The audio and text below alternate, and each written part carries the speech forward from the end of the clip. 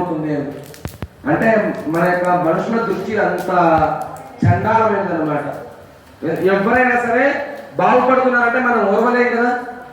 మనం బాగుపడితే అందరూ ఓర్వాలి, కానీ ఎవరైనా బాగుపడుతున్నారంటే మనం ఓర్వలేం. కాబట్టి అటువంటి దృష్టి దోషాలు తొలగించేటువంటి వాడు రాహు. అలాగే వ్యామోహాలు, మనది కార్యదాని మీద ఇష్టం పడేటట్టు, ఆ ఇష్టం ఎప్పుడైతే పడుతుందో అప్పుడు మనం తప్పుదో పడతాం. అలా ఇష్టాన్ని తొలగించి వ్యామోహాన్ని తొలగించినటువంటి వాడు రాహు. కనుక అయ్యా నీ యొక్క అనుగ్రహం వల్ల మేము వెళ్ళే ప్రతి మార్గం మంచిదై ఉండాలి, వ్యామోహాలు మాకు తొలగిపోవాలి అని చెప్పి అందులో దేశ నమస్కారం చేసుకోండి. రాహుగ్రహ యస్వాహ, రాహుగ్రహ కేతు గణం.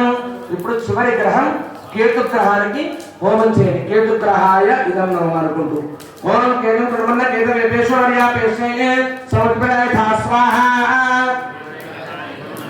आयको प्रत्यक्रमे ब्रह्मग्रह उदरच प्रयंस्वः स्थित प्रयंततेन्द्र वसुत्रजनः चंद्रमयं पुरवीरं भन तच्चन्द्रनाभ गुरुदेव स्वाहा.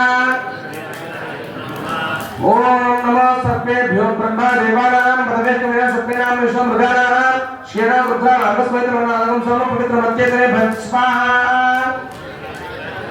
ऐदेवता प्रतिदेवता सहित केतु ग्रहाय स्वाहा.